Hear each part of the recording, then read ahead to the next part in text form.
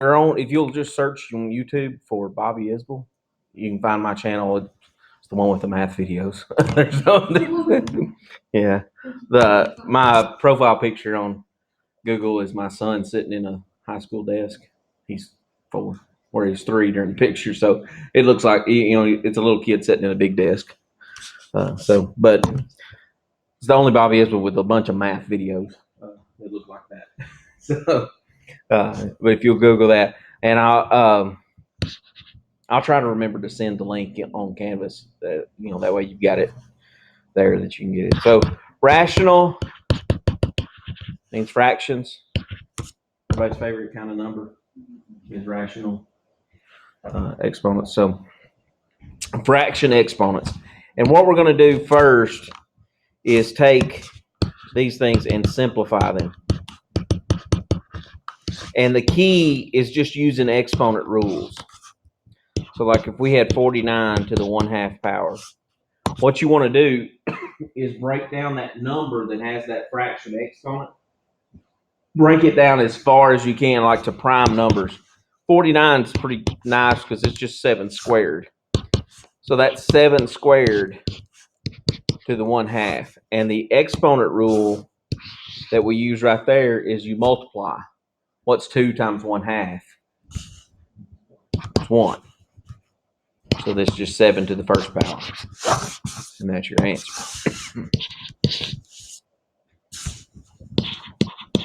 Similar thing here with the 64.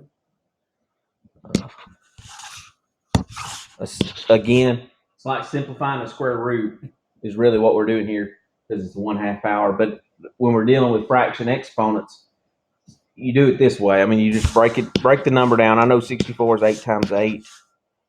That's 4 times 2, 2 and 2, 2 and 4, another 2 and 2. So that's really 1, 2, 3, 4, 5, 6 2s. So it's 2 to the 6th power. So we're just rewriting that bigger number as a exponential number. So just rewriting that. We'll get to some that are a little more difficult in this in a second. And then the rule, multiply those two exponents. What's half of 6? It's 3. So it's 2 to the 3rd power, which is just 8. And we know the square root of 64 is 8. But thinking about it in this way, things we know the answer to, we can see how to get there. And when we get to things that we don't necessarily know the answer to, a little bit more difficult if you don't know that process. So let's look at negative 144, and we'll still do the 1/2 power. So we're looking at, taking like the square root of 144. We know the answer should be 12. The key we're after is why is it 12? So when I think about that, I think, okay, 144, I know that's 12 times 12, but I know 12 is 6 times 2, and that's 3 times 2. And that's the same thing.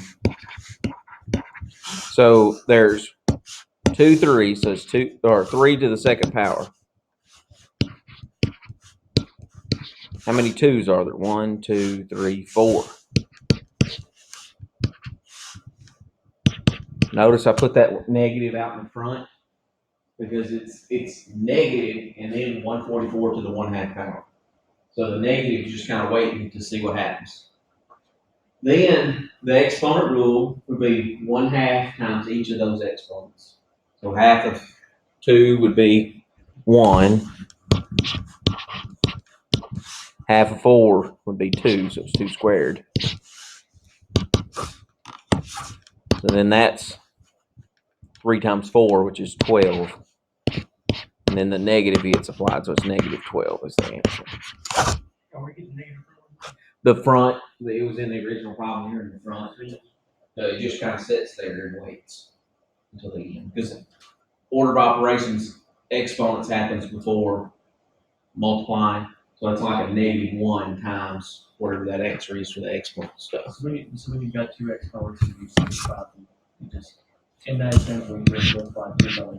Yeah, whatever that exponent is on the outside multiplies to every exponent on the inside. The second step.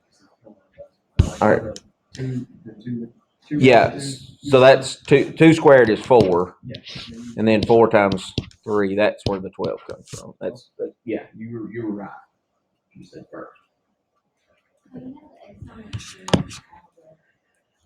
Yeah, there's 1, 2, 3, 4 twos, so that's how it's 2 to the 4th. There's 2 3s, so it's 3 squared. Is how that's coming about. Let's look at. We've done half power for a little while here. Let's look at. I wrote B twice. Let's actually C. This is example D. Negative 27. The negative on the inside of the parentheses this time to the 1/3 power. Yeah, 27 is 3 times 9, and 9 is 3 times 3. So that's really negative, and then 3 to the 3rd to the 1/3. Why is it 3 to the 3rd? Because there's 3 3s. 1, 2, 3 3s. Okay.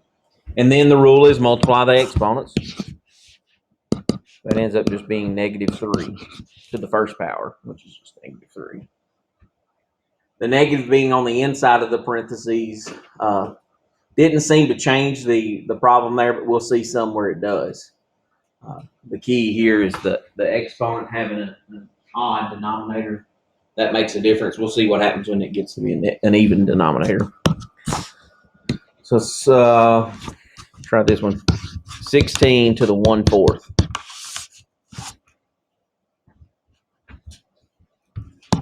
16 would be 4 and 4 is a good start. 2 and 2. 2 and 2. So there's 1, 2, 3, 4 twos. So it's 2 to the 4th power to the 1/4. Just 2.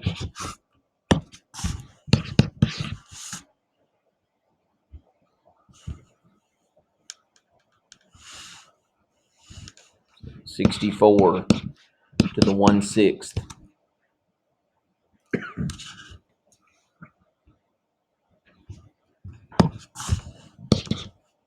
8 and 8. 1, 2, 2, 2. 1, 2.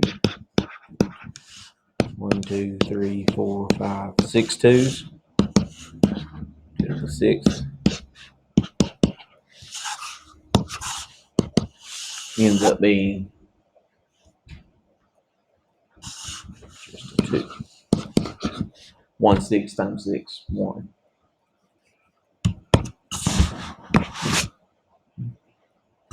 So far they're working out real nice there, but we're going to get to where they are not quite as nice.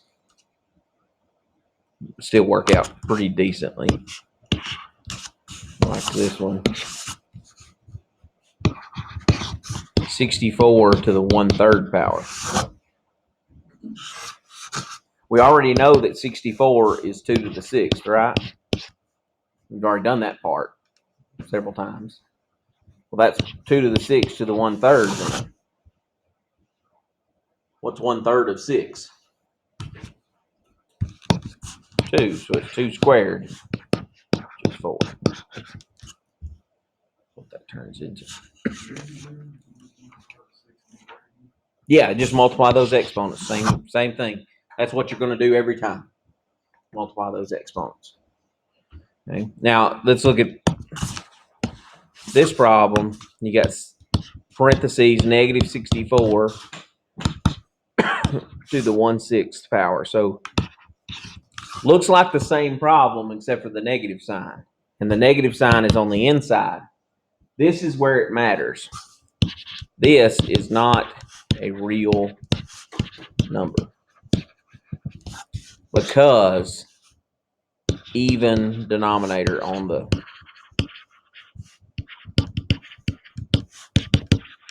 fraction exponent. If it's got an even denominator, then you can't have a negative inside. If it's got an odd denominator, you can. Okay, so this one's different than example G, I think, or F, where we had this almost the same problem, but we didn't have the negative sign on the inside. That negative sign on the inside You can't have a negative on the inside and have an even denominator on your fraction exponent, your rational exponent. If that happens, then your answer is not a real number. Okay? So if there's an even number denominator, That's right. And that's what you write. You write not a real number. That's the only thing you do. Now this is a different problem. Negative 64 to the 1/6. The parentheses are not there. So the negative is where? Is it with the 64 or just hanging out? It's just hanging out in front. It's like -1 times that. Because the exponent is only on the 64. It's not on the negative.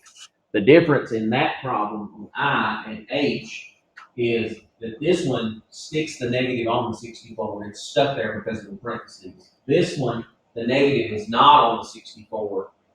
It's hanging out in the front of it. The 64 has this exponent. This one, a negative 64, has that exponent. So this one is doable. And that should work that one out. We already know that that would be 2 to the 6th power to the 1/6. Then the negative is hanging out in the front. So this is where our negative is at, right there in the front. And then that's -2 as an answer. So there's slight differences in the problem, and where that negative sign is makes all the difference in the world. Okay? If that negative sign is inside and you got an even denominator, you can't do it. It's non-real. But if that negative is on the inside and it's an odd denominator, like a 3 or a 5 or a 7 or something like that, it's okay. You can do it. If the negative is on the outside, it doesn't matter at all. Okay. 125 to the 1/3.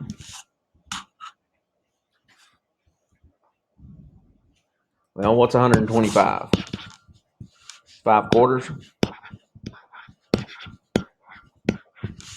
And 25 is 5 times 5. So that's 5 to the 3rd power to the 1/3. Multiply those exponents. Plain old 5.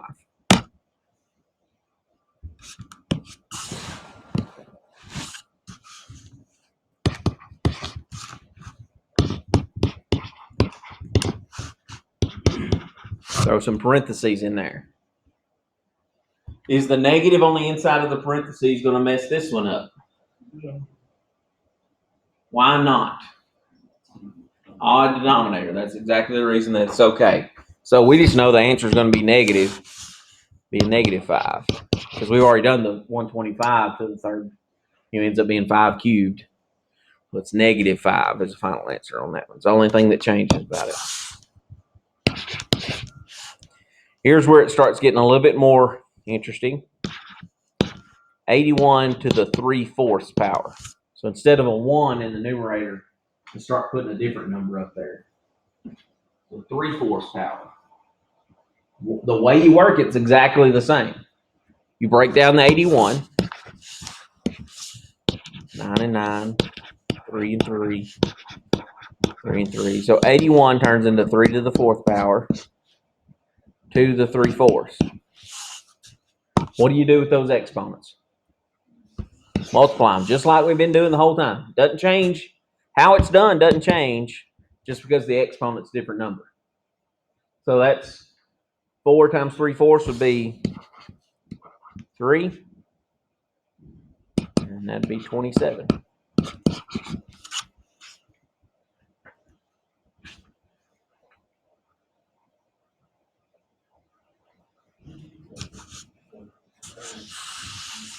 Four times 3/4. Yeah, because it's 4 over 1. Yes. Yeah, this comes from what the other circle piece. 4 times 3/4 is 3. And that's how we get that. Let's look at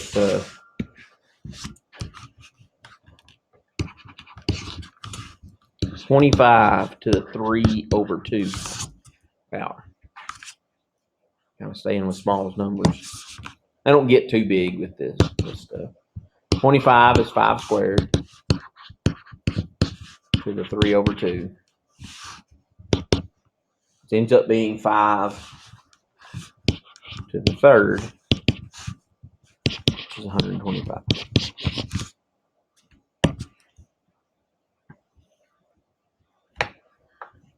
And most all of these you can check by typing them in your calculator. I try to do it without it this entire time, so that when we get to the equations, when there's x's in there instead of numbers, that we know what we're supposed to be doing. But you can check these easily with your calculator and get the number that it should be. If you type it straight into your calculator, if I go 25 raised to the, was it 3/2? It's going to crank out the answer. It handles it well. Okay. And then -4 to the 5/2. So even an improper fraction on the exponent still can be done the same way. Now, I'm thinking about it. 4 is 2 squared. -2 squared to the 5/2. And that's going to be -2 to the 5th, which is -32. If you got on your calculator and typed that in, it would spit out -32 as the answer.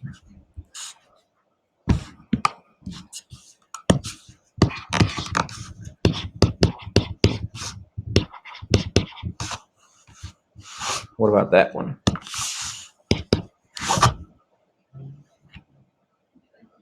Why not? Negative inside, denominator's even, so not a real number. If you perchance didn't recognize that, and you thought, I'm going to make sure I did this right, and you went into your calculator and did -4 raised to the 5/2, and you have to put the parentheses in there for the what it gives you, what kind of error it gives you. It gives you non-real answer, not a real number. That's what that means. So there's some fail safes on this that make it a bit better. All right, let's kind of use some of the other exponent rules that we've used over the last 2 semesters. 216 to the -2/3, so negative exponent. Still done the same way. Break down 216. I know 2 goes into it 108 times. And then I know that's 9 times 12. 3 and 3. 3 and 4.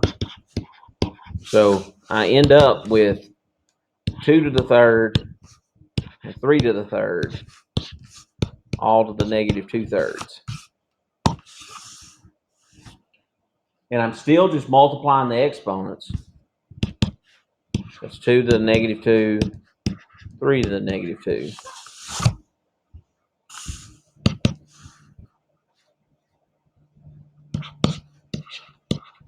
I remember doing this. Or to make it a positive exponent, you move it to the bottom. And that'd be 1/4 times 1/9. 1/36. Now your calculator is going to give you a big ugly decimal number when you do that. Raised to the -2/3.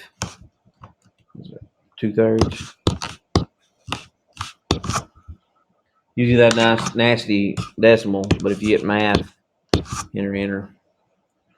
There's the fraction that it turns out to be. Again, that's great until we don't have numbers in there. We have letters, and we've got to know the rules to be able to move some stuff to solve an equation later on tonight. So So that's why I'm doing all this by hand. So, why are you doing that by hand if you can just type it in? Well, I want you to see the rules happening because we're going to need them later on.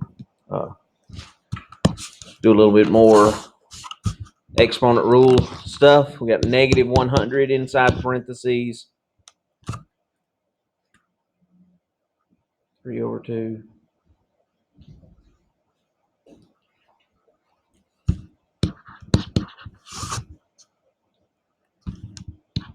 And then, so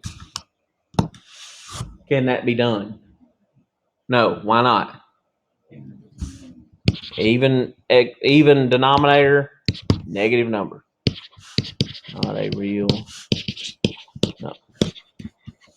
I'm making that come up a lot. It doesn't come up as often as I've made it happen today. It just doesn't happen much. But it's, those exceptional things are the things that we tend to overlook sometimes. All right, so let's throw in some of the more exponent rules that we may or may not remember. So bases are the same, and on the top, what's going on? They're multiplying, right? So what's the rule for multiplying? When the bases are the same, what can you do with the exponents? That's exactly right. You add them. So that'd be 18 to the 8/2, which would be 4. The 1 plus 7 is 8.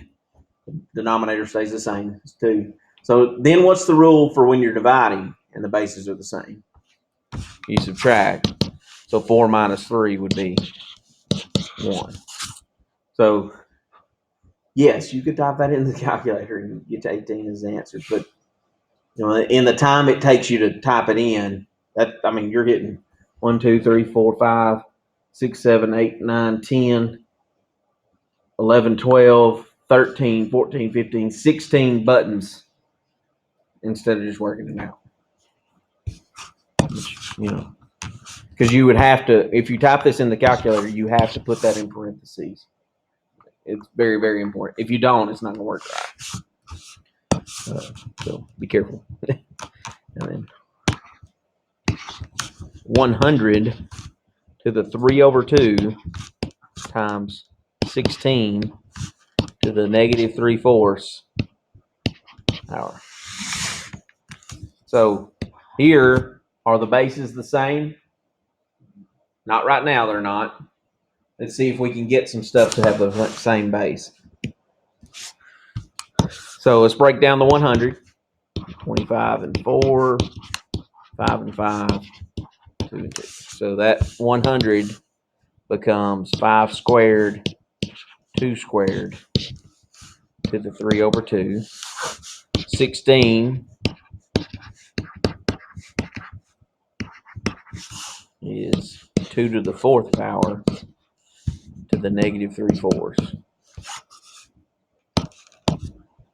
On the 5 squared and 2 squared, what happens here, these exponents? What do you mean cancel? The 5 ends up being 5 to the what? 5 to the 3rd, wouldn't it? And 2 to the 3rd. What does this one end up being? 2 to the negative 3, right? Now we got a couple of things that have the same base. They're base 2, and they're multiplying. So what happens with these exponents? They cancel because you add, right? When you multiply, you add exponents. So 3 plus negative 3 is 0. So they cancel out. So it's 2 to the 0 power.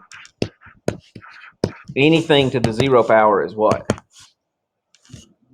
1. 1. So we end up with 5 to the 3rd, which we know is 125.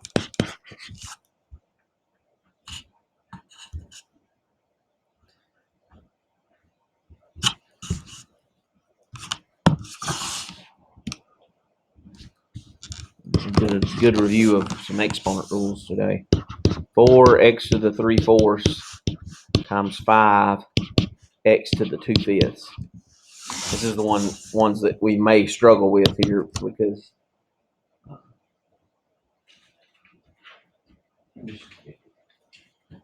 fractions. 2 squared for the first one. Well, we don't have a parentheses or anything, or we don't have, the 4 doesn't have that exponent. The x has that exponent, so we don't even need to break the 4 down. What do we do with the 4 and the 5? If we're just multiplying those two things together, it'd be 20, right? And then what's the rule for the exponents? 3/4 and 2/5. You add because I'm multiplying, right? So I'm adding. Go ahead, Lisa. The base is the same.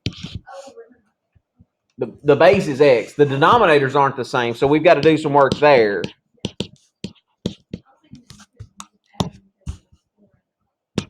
Well, you can add them, but you got to do a little bit of work to get them there. The base being an x, both being an x, makes it legal for you to add them. It's legal, mathematically legal for you to add those two. So if I'm going to add those two, 3/4. I'm thinking 4 and 5 both going to 20. So that's times 5. That's times 5. That's 15 over 20. 2/5 multiplied by 4. So that's 8 over 20. 15 plus 8 would be 23.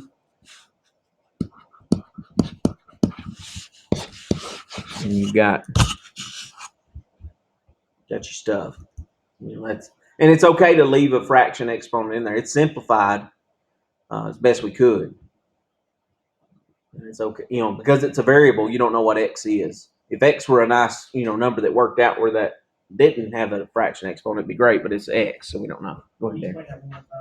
All right, so right here, this is just getting common denominators. From 3/4, from this step right here, this is just the scratch work that I did to get. To add those two exponents, I had to have a common denominator of 20, so I just changed them to 15 over 20 and 8 over 20. So I could add 15 and 8 to 23. And the denominator is the same. Let's do it by hand. Again, you could add those fractions in the calculator and get it, it do the common denominator for you and all that. So just make sure you get your exponent in the fraction.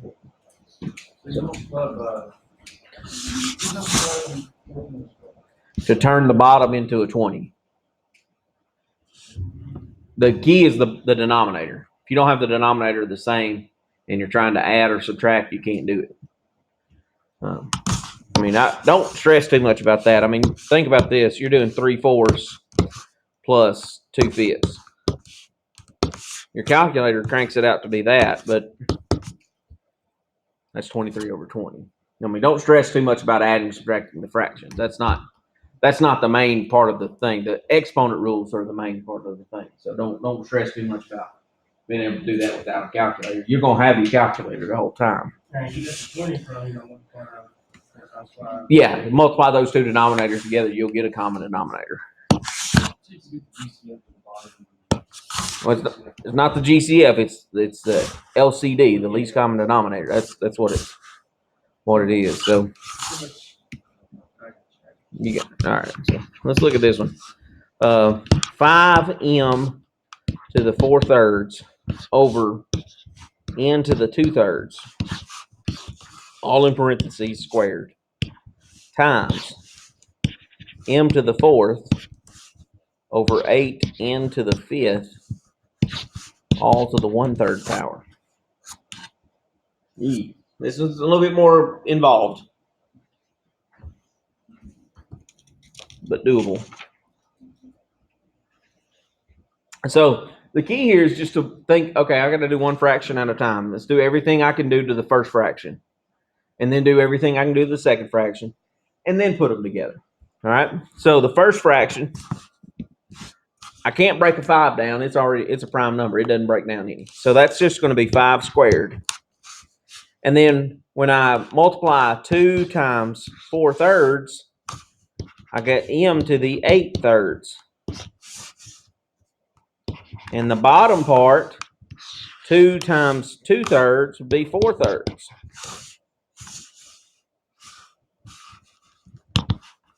So I'm just multiple, everybody that's inside the parentheses gets that exponent that's outside and multiply. Okay. Then, second fraction, 4 times 1/3, 4/3. Bottom part, I can break down the 8. 8 turns into what? 2 times 2, so it's 2 to the third. And that's getting, 1/3 power. So 1/3 times 3 would be 2 to the first. And then n to the 5/3. I guess the confusing part there would be, where did the 2 come from? It came from breaking the 8 down and getting 2 to the third. And I'm taking that 2 to the third, and it's getting the 1/3 power. So it's really that. That's what gets me that guy. Now, the next thing would be, now I've done everything I can do to the fractions. Then it's just multiply straight across, if I can. Go ahead. Okay. So basically, you plug out on A, Mm-hmm. you got 2 to the third power, Mm-hmm. and you use the 1/3. Yeah, that's that 1/3. That's where that came from. The 1/3 that was already on that fraction that's highlighted there. That's where that 1/3 I'm pulling out is from. So pretty much you just substitute the 1/3 5 on the A. The n has the 5. The 8 didn't have an exponent. We made it have the 2 to the third. Gotcha. The N's separate. N's like a separate thing. Yeah, that's right. And then to get to 5/3, that's 5 times 1/3. That's how that's coming out. So the next thing to do would be multiply straight across. So I know what 5 squared is. It's 25. And then I have m's. I have the same base here for these two. So that allows me to do what with the exponents? Since I'm multiplying.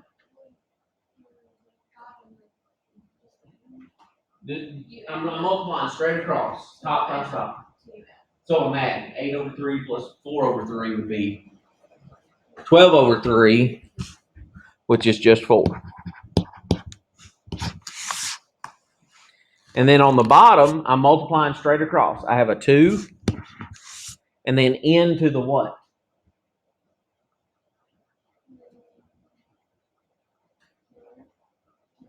Yeah, because 4 plus 5 is 9. 9/3 is 3. So it's 2 into the third.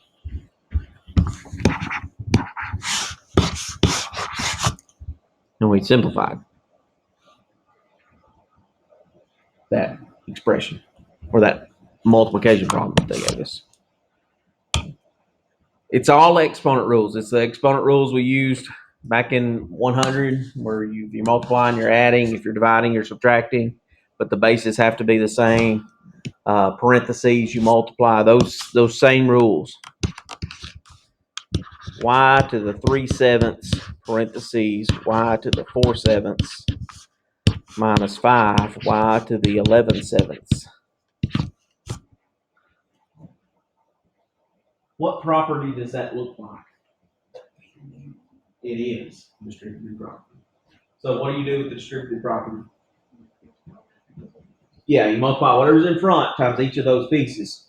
So if I multiply y to the 3/7 times y to the 4/7, and then 5 y to the 3/7 times y to the 11/7. I just moved that 5 to the front just to get it out of the way. What's this first part turn into?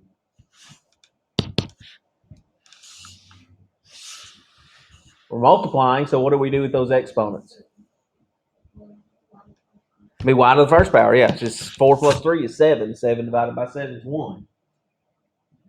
The second part, we got y to the 3/7 and y to the 11/7. 11 plus 3 is 14.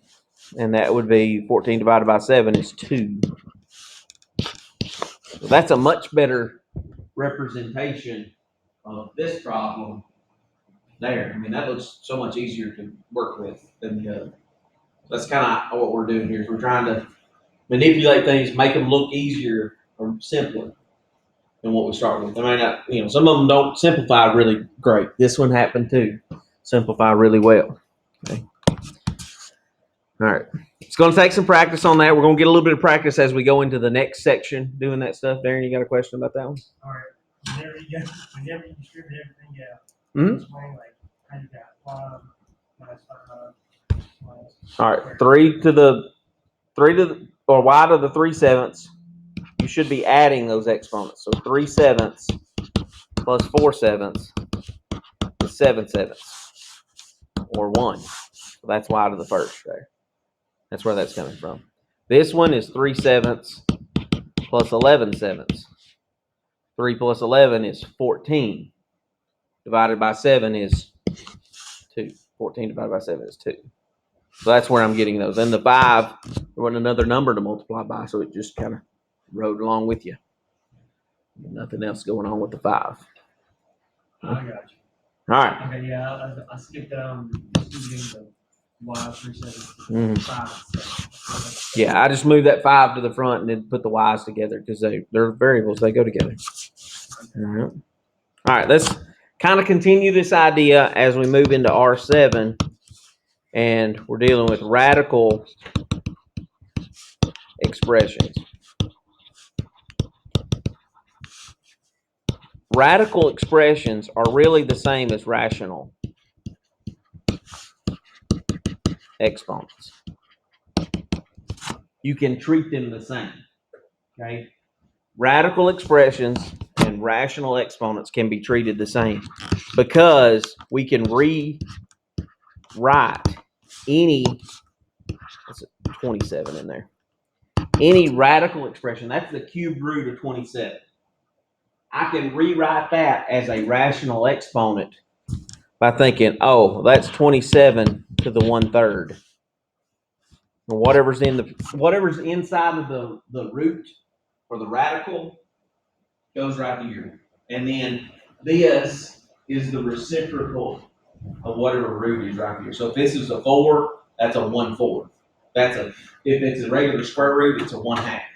It's a cube root, reciprocal of 3, 1/3. So that's where that's coming from. Okay, and then we work it the exact same way. 27 is 3 to the 3rd power. So that's just 3.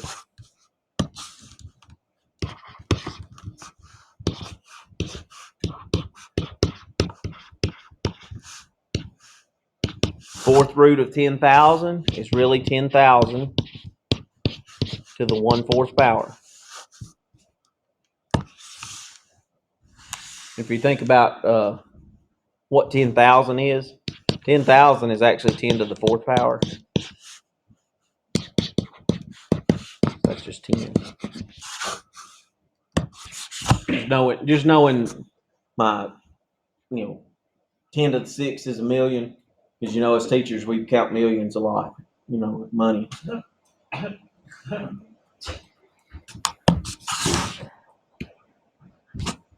Very few in this part of the world that count millions.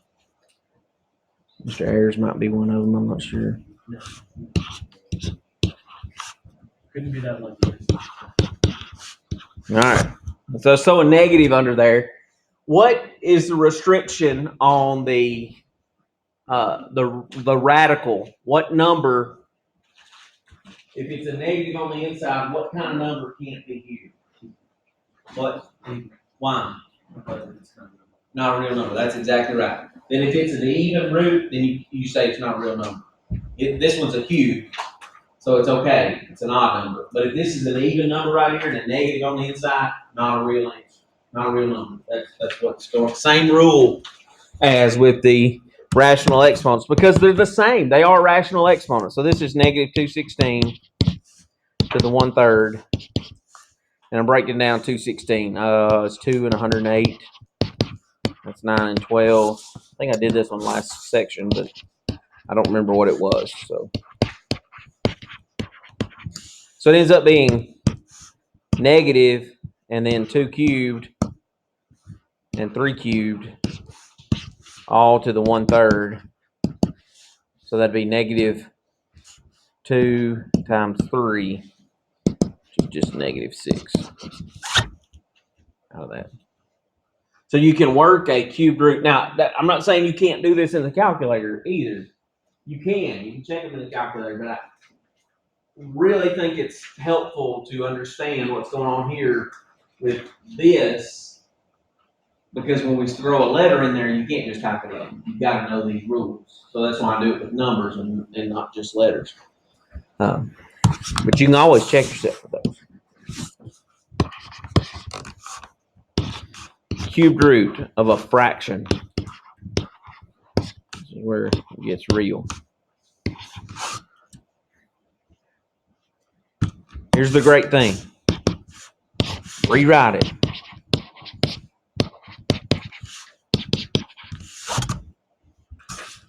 And then break down the numbers. 125 is 5 to the 3rd power. 512. I don't know much about 512. I know it's even. It's 256. I do actually know a lot about 512 because it's the 512. You guys are probably too young to remember 512 megabyte flash drives, thumb drives. Y'all probably never saw one that small. Gigabytes is what you guys deal with. Did you ever wonder why they're in? You get 4 gigs, you can get 8 gigs, you can get 16 gigs, 32 gigs, 64 gigs, all multiples of 2, because it's binary code. Is 1 and 0 is all that computers can understand, is on or off. So that's why it's multiples of 2.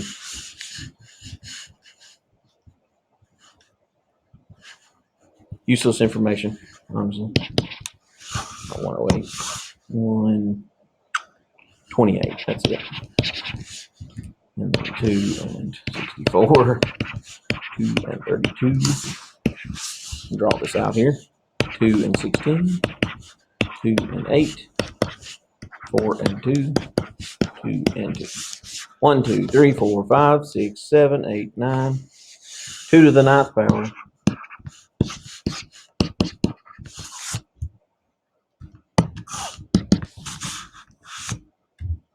And then, what do you do with that exponent? You multiply them, right? This ends up being 5 to the 1st over 2 to the 3rd. That's 5 over 8.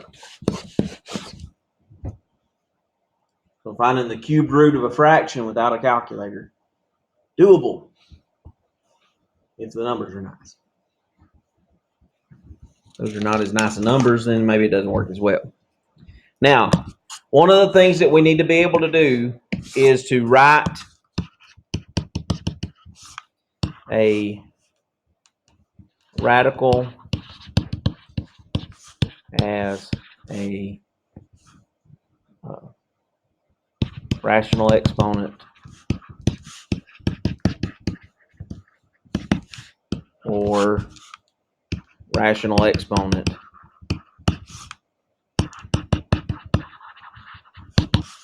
as a radical.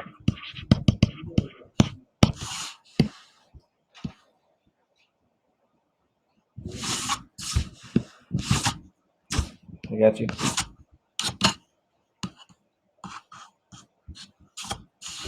All right, so whatever form it starts in, we're going to go to the other form. So radical as a rational exponent or rational exponent as a radical. This is very helpful when we go into next week's lesson. We start doing some things with logarithms and working with them. If you can do this, it really does help things out a lot.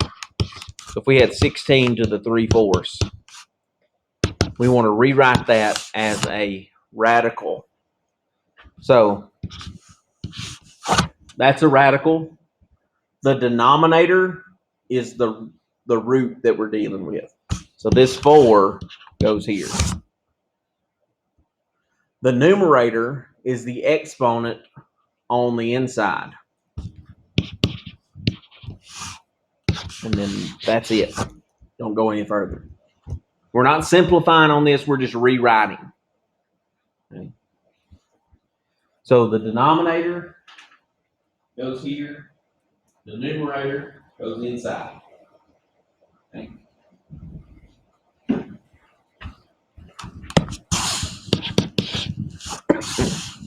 X to the 5/6. Let's get one of those with just the variable so we don't even think about numbers too much. Radical. What's the index, which is the number that's on the outside? 6. X to the 5th on the inside. So if I say index, I mean this number out here. That's the index. That's what that's called. And then this really doesn't have a name. It's what radican is. What it's actually called, whatever's in the inside. But the exponent on the inside doesn't have a name. The exponent on the outside of the radical is called the index. So maybe you need to know that. If it comes up, I don't. Maybe it's on Jeopardy or something. You're playing.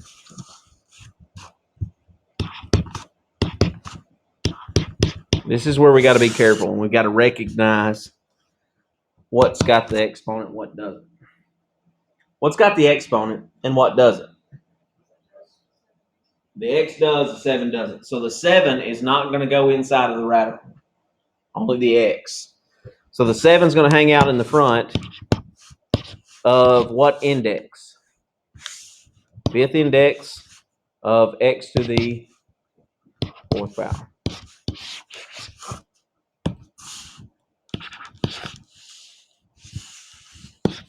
Parentheses, 5x to the 7/8.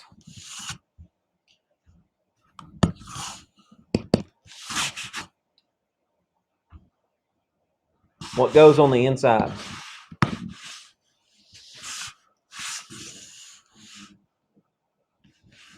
What else? What's the difference in example G and example H?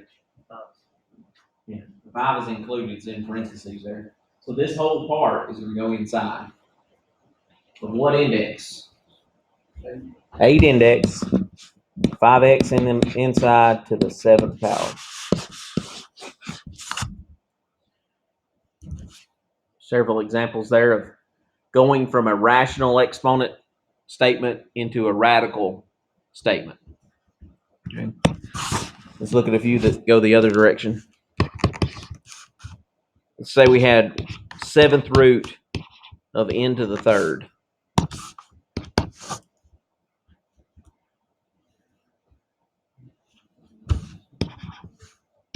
N to the 3/7. Yeah, that easy, guys.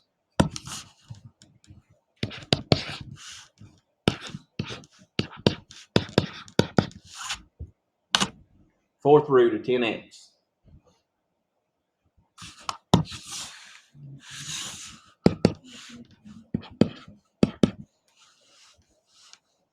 How? I mean, do I put parentheses or no parentheses? You tell me. I'm waiting. I'm just asking you. Why? The 10 and the x are inside, both inside, so there's parentheses and the 1/4 power. Yeah, you guys are right. Don't second guess yourself. You're smart. You can do this stuff. 15 cubed root of x to the 4th.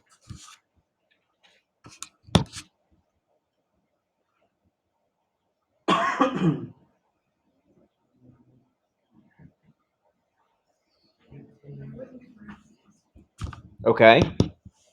So what's the what am I writing? Like that? Yeah, that's correct. If you're done, that's it. The 15 didn't get anything. It's just kind of hanging out in front, just sitting there. And then the x is what got the rational exponent. -2, 5th root, parentheses 3 x squared to the 8th. Yeehaw. This one's pretty busy.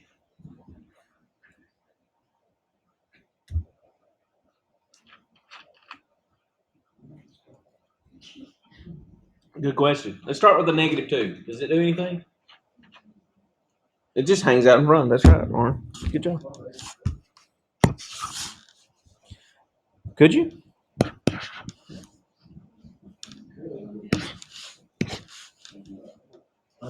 So what's going to be on the inside of these parentheses?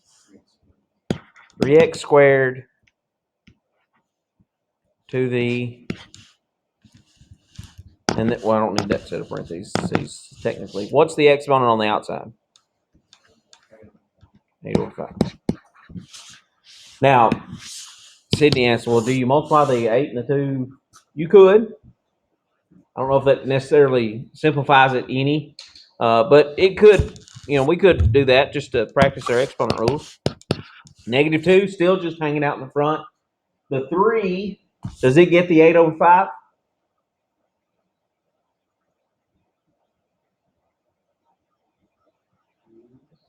Why? Because it's in parentheses. That's the right reason. It's in parentheses, so it gets any exponent that's on the outside of those parentheses. So that's times 3 to the 8/5 times x to the what?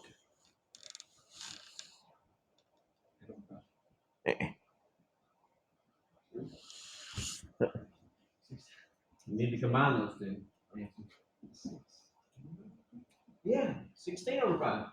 Because you multiply 2 times 8/5 would be 16/5.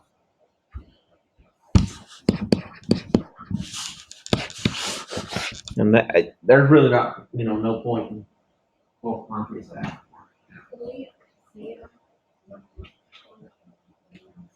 Yes, the answer to it could. They're both correct answers.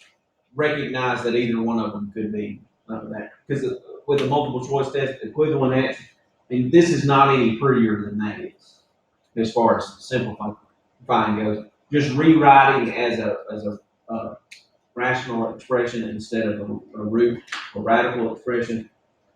Some of them are going to take further than others because one part of it might work a little bit better. This one, no part of it worked any better. So I figure our book would stop here. But some of them might go further. Like if this was like an x to the 5th power inside, then that would turn into just x to the 8th, which would simplify a little bit. So they probably would take it one step further than the red one. It's going to be kind of just try to simplify it. Get your answer. If that's not one of them, try going a little further with your exponent rules and see if it works there. That's really the best thing I can give you. All right, so let's do a little simplifying, but we're going to do not too much with numbers this time. We're going to throw the letters in there. Okay.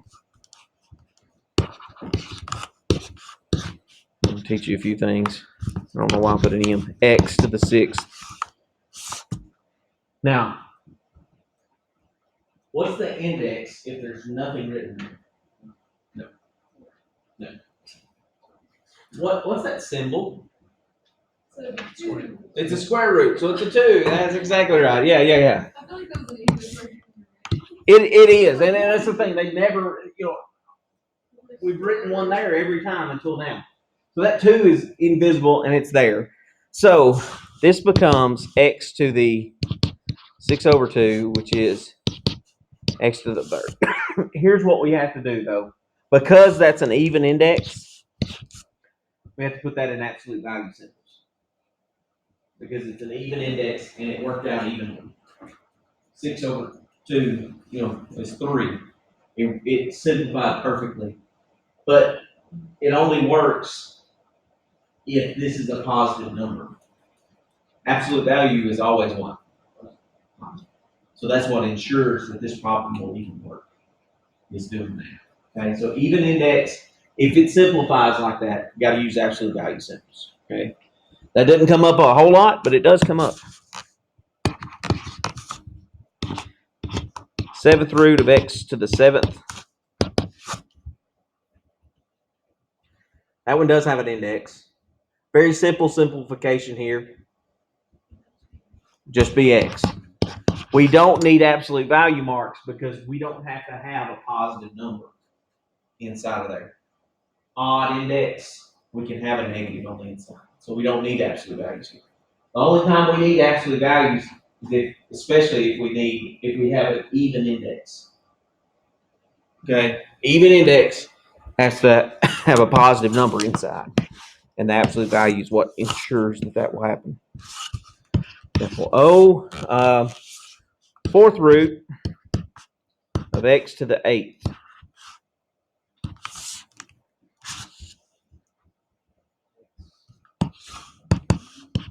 Okay, is that all? Technically, absolute value. Is x squared ever negative anyway? No, it's always positive. So you might see this as a possible answer too, because squared is never negative. The difference in that one and example M is the fact that something cubed could be negative. Like -2 cubed is -8. -2 squared is +4. So that's why you could have that or. That's a possibility. So there's lots of exceptions things. Let's throw some more stuff in there. 81, x to the 8th, y to the 10th. What index is this? 2. Okay, so it's not written, but it's there. So what's the square root of 81? And then what does the x become? 8/2, which is 4.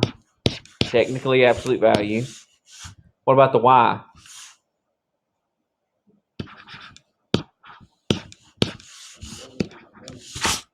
(10/2). The index was 2, so 10/2. Now, this one, again, x to the 4th power could be written without the absolute value marks, because anything to the 4th power turns out positive as well. I did that because if I wrote the 2 absolute values, they would look like the number 11. And that's my 5-year-old smart kid. He loves numbers. So when he's writing his last name, ISBELL, he writes the L's and he says, "Look, the number 11." It's everything. Yeah. And my cousins and things say, "Well, I guess my kid's not very good at math. They didn't see the number 11. They got the same last name. They didn't know it was an 11." Well, maybe my kid's messed up because he just sees numbers everywhere. It's fine by me. I know. I'm going to be an engineer one of these days, I think. I hope. Or math teacher. Well, all right. 4th index, -3 on the inside to the 12th power.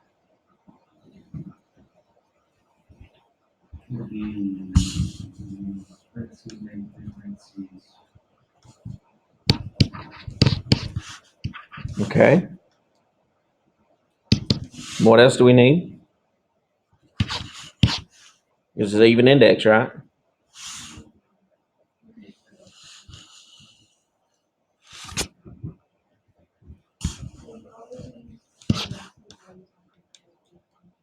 Yes. And they can go away if it's a variable and to an even power after you simplify. That's when they can go away. Not necessarily always go away. So here, what's -3 to the 3rd power?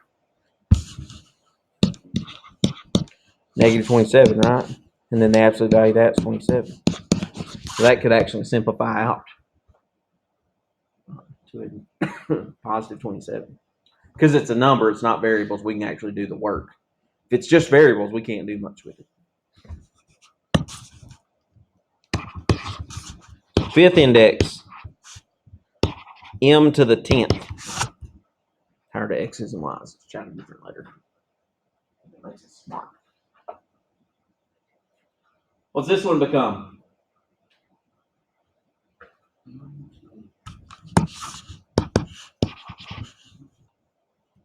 Do I need absolute value marks? Why not? Because the index is a 5. So I don't have to worry about that. So correct me if I'm wrong, but if the y is the let's say we'll always need absolute value. You need the absolute values if there's an even index. Like, maybe like this.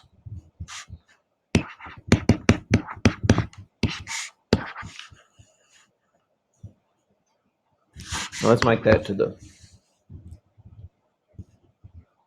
6th value. I think that kind of drives the idea home a little bit more than what I had planned.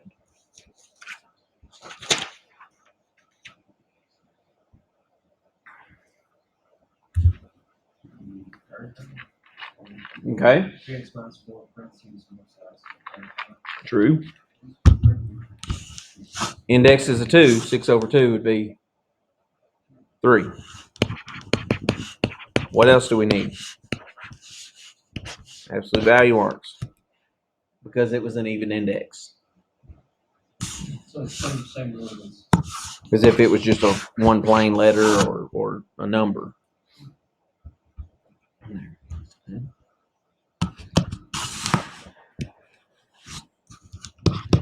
Here's the fun one.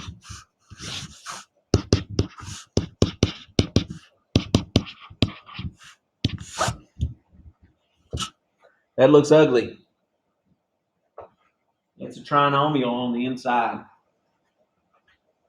Most every time we saw a trinomial here in the last 6 months or so, what are we supposed to do to them? Factor them. Yeah, by the X method. So that's going to be 25 and multiply by 25, add to be negative 10.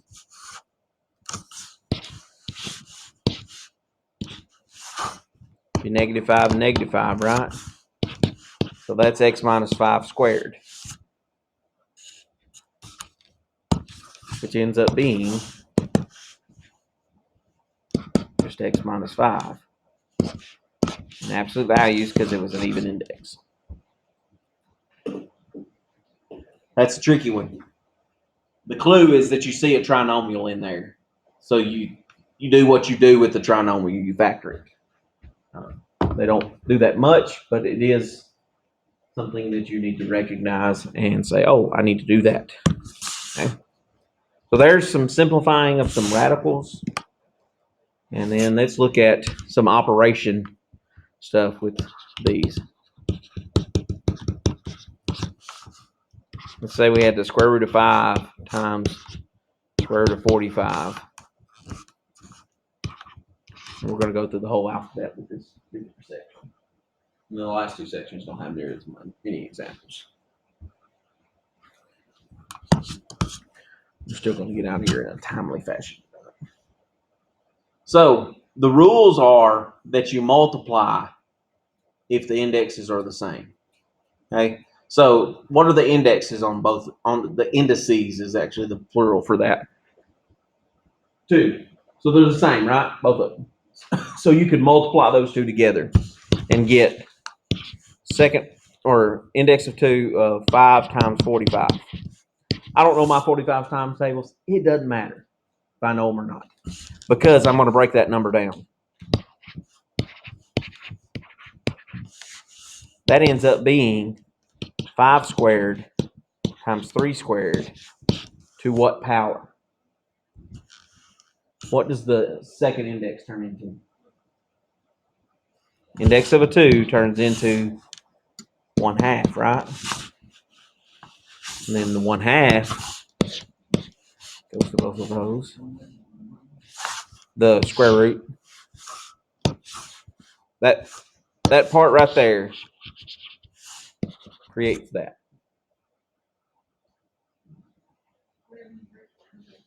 Yeah, when I after I've broken the number down, I've really got 5 squared times 3 squared to the 1/2 power. So I'm changing this from a radical to a rational exponent. It's one of the things you just did. 5 and 5. That 5 still counts, and that 5 counts. And these 3s. And then so that ends up being 5 times 3.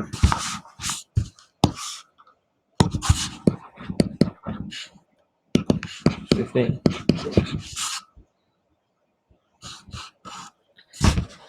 If you wanted to leave it in the square root there, that seems to be something that's causing you guys some anxiety here. If you wanted to leave it there and then simplify from there, you could. It still ends up being 5 times 3. 15. But, you can go this route or you could go that route. They both are the same. They equal the same thing. I just prefer working with rational exponents instead of other things.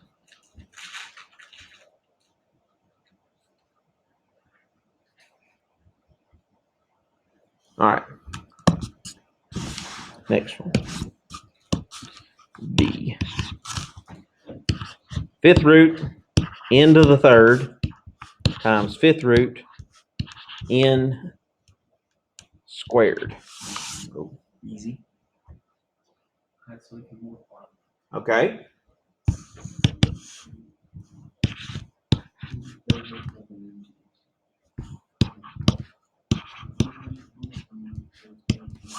Yeah, the indexes are the same. They're both 5th index. That's what allows you to do that. That's right. If one was a 3 and one was a 5, you couldn't do that. You couldn't do anything to the problem, really. Well, you could, but it'd take a little bit more umption. All right, so what does that turn into? Turns into the 5th root of n to the 5th, right? Why? Because I'm multiplying, I add those exponents on the inside there. 3 and 2 added together is 5. So that ends up being n to the 1st. You're done. Now, this is how I also could have worked that. Instead of going this route, I could have went here and did n to the 3/5 times n to the 2/5. You got n to the 5/5, which is still n to the 1st. But no matter whether you work it with radicals or with rational exponents, you end up at the same answer if you do it correctly. Okay? Here I've just changed these from radical statements into rational exponents. In 5th root of n to the 3rd is n to the 3/5. 5th root of n to the 2nd is n to the 2/5. And then I added those exponents. So I'm using exponent rules instead of having them work. And I'm still using exponent rules up here. I'm just doing them in a different order. Here I added before I did my division by 5. Here I did my division by 5 before I added. It ends up in the same end point. It's kind of like going to Jackson. You can go to Lexington and then get on the interstate and go, or you can go up here at Parker's Crossroads, or not, up here, exit, which number is it? Whatever one it is, get on the interstate there and go to Jackson. Or you can go another route. You still end up at the same place, no matter which way we go. It might take us longer to go one route than it does the other. Same way with the math here. One route might take you longer than it does the other. And it's okay. Pick a route that you understand and use it. Okay? Some of them will kind of lean more toward one way than they do the other. Example W. 11 over 169.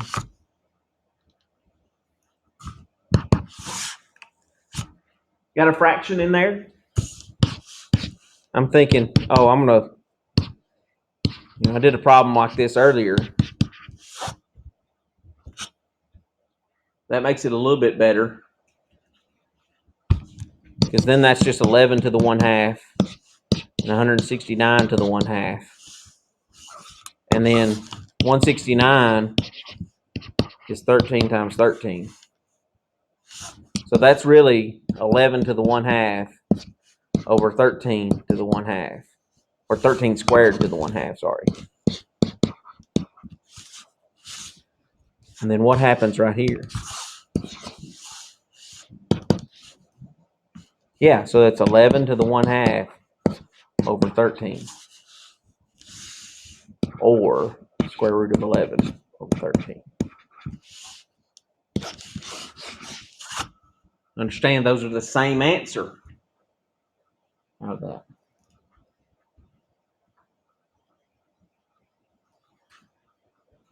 Wouldn't the index be Mm-mm. Index is a denominator, so it'd be 2.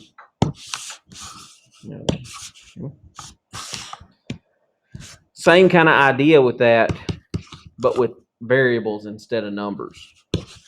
Let's say we had an index of a 6, a on top, b to the 12th on the bottom.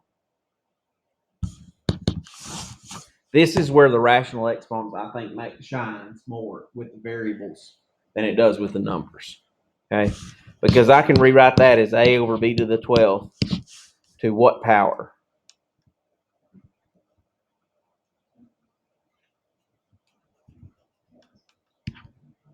1 over 6, right? Because the index is a 6.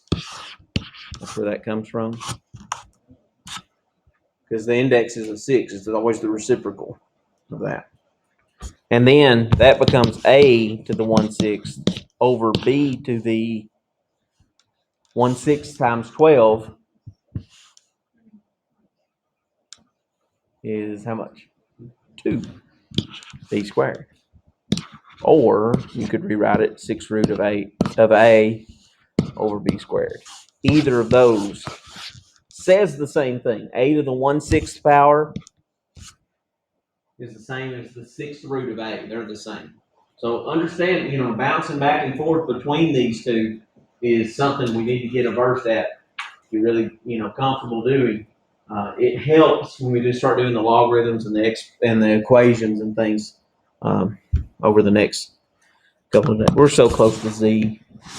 I never get close to z, so I'm going to go ahead and do that. 5th root of the 4th root of 17. This is really where the radical to rational thing can help you. Because that looks tough. But if you change it into fraction exponents, it makes it easier, sir. Would it be 17 parentheses 1 parentheses 1? Good job. And then what's the rule with those exponents? What do you do with them? You multiply them because they're on the outside there. So that'd be 17 to the 1/20th.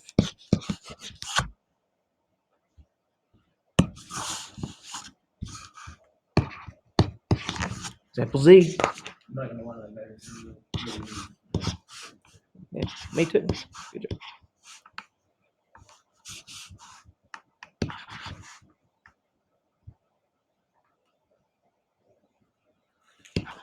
And here's a fun one. Just make this one up.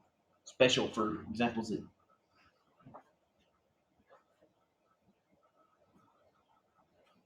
So if you can get this. Same idea.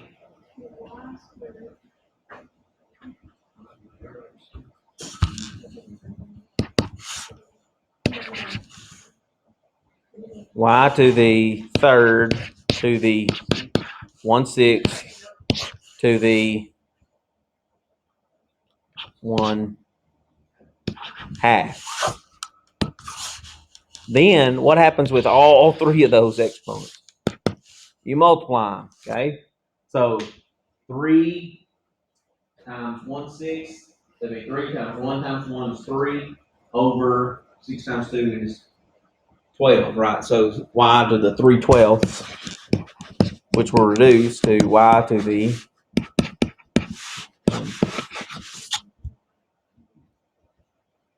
The key is just start on the inside, work your way out. Don't try to do too much at once. You start trying to, bite off more than you can chew, then that's when you get some trouble. So pretty much enough of this put in this one, create the 3, and multiply. Yes, that's exactly right. Exactly right. All right. So there is R7. Let's get into the more of the application of this kind of stuff with 1.6, and we're solving equations.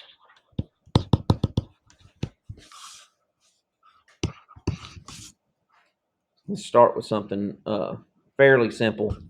Let's say we had x equals square root of 4x plus 12.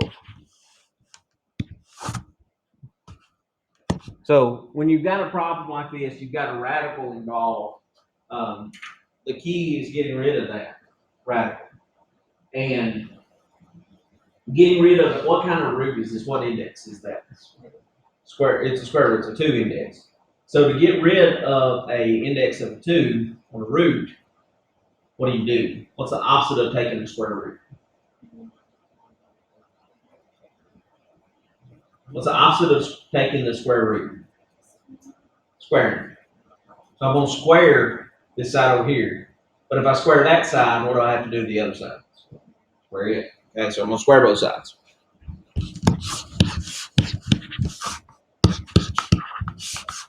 So that's x squared is equal to 4x plus 12. When you square a square root, the square root goes away. And so does the square on that side. So you're left with what's on the inside.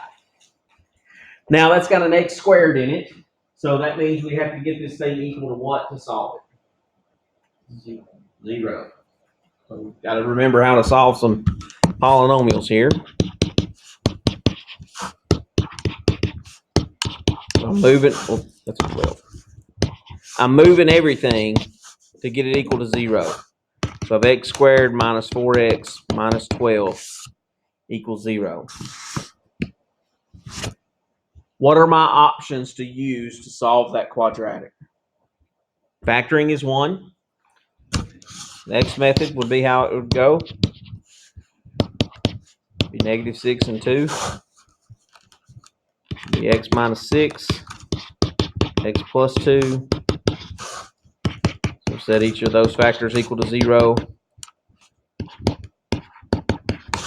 X equals 6, x equals negative 2. Now, we have to check those solutions in the original problem. If I plug a positive 6 into the original problem, that's before I squared both sides. That's 24 plus 12 is 36. The principal square root of 36 is 6. That checks. If I plug a negative 2 in, 4 times negative 2 is negative 8 plus 12 is 4, right? What's the square root of 4? 2. Is that equal to negative 2? No. That answer is thrown out. You won't always throw out the negative answer. You have to check them to see. The negative answer does get thrown out seemingly more than the positive answer, but you really do have to check each answer that you get to make it work. If you don't check it, then you may have answers that they're called extraneous solutions, when you can actually find the answer, but it doesn't work in the original problem. It's an extra answer. Extraneous. Root word is extra. So here we have the cubed root of 5x squared plus or minus 12x plus 6. All of that is under the cubed root minus the cubed root of x is equal to 0. So a little bit more difficult looking equation here. One of the strategies that you want to try to employ when you're trying to solve these equations is to look at it and say, okay, could I get one radical by itself on the side? And try to do that. Because that made it really easy to get rid of the radical on example A, right? So on this one, I got 2 radicals on the same side. So I want to get rid of one of them and move it over to the other side. So if I add x, that cube root of x, if I would add that,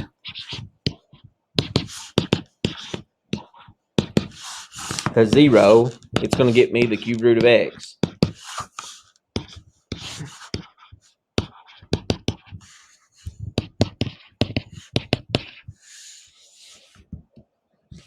Then how do I undo a cube root? You cube it. Yeah, that's exactly right. Cube. That gets rid of the roots.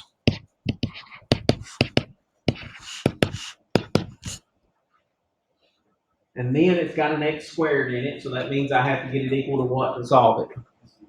0. A lot of work here. 5x squared minus 13x plus 6 is equal to 0. What are my options for solving that? I could try to factor it. What's another option? We haven't said yet. To solve a quadratic, you could use the quadratic formula. You could use that as well. It gets you the same answer. This one happens to factor. Not every one of them will factor, so you got to keep that in mind. Multiply to be 30, add to be negative 13, negative 10, negative 3. Because then I could make the x work. If you can't make the x work, then you probably need to do quadratic formula. I can't get two numbers that multiply to be the top and add to be the bottom. If you can't do that, then you probably need to do quadratic formula because it's probably a factor. I usually, if I don't get it on the first couple of tries, I go ahead and just do quadratic formula with her, and you don't waste a whole lot of time. Because I'll get the same answers even if I don't think of them with the factor, and if I do quadratic formula correctly. So this one, I got to do the long way of factoring. And that'd be 5x, x minus 2 minus 3, x minus 2. That'd be 5x minus 3, x minus 2 equals 0. So set those equal to 0. Get x is 3/5, and then x equals 2. And you need to check both of those. So we go back to the original problem and plug those in. And you can use your calculator to plug them in and work it out and get the numbers. You know, if I plug in that fraction, I'm definitely probably going to use the calculator to work that out. I'll go ahead and just save us some time, and they both check. So this, and you don't throw out either of them. So there's going to be times where you're going to throw out one of your answers. There's going to be times where you're going to keep both your answers. There may even be times where you throw out both answers that you find, or all the answers that you find, that then there's no solution to the problem. That can happen. But it all stems back to you. Once you get your answers, plug them back, go back to the original problem, the way it was written on the paper or in the book or on the computer screen, and plug it back in. Because you know on a multiple choice exam, it's going to have, like for example, A, we had two answers and you threw one of them out. It's going to have negative 2 and 6 as answer choice B. And then answer choice A is going to have negative 2 as the only answer. Answer choice C is going to have 6 as the only answer. And answer choice D is going to be like something off the wall, like 5 and 8 or something like that. So you know that's going to happen. That's just kind of how things are built. Let's look at this one. 3x plus 1 minus root x plus 4 equals positive 1. This is maybe a little bit more difficult because you don't have a 0 on that other side this time. Got a 1 there.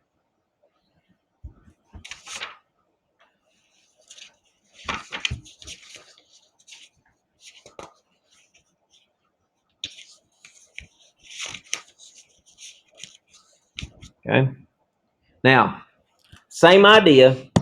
You want to try to get one of your radicals by itself. Doesn't matter which one.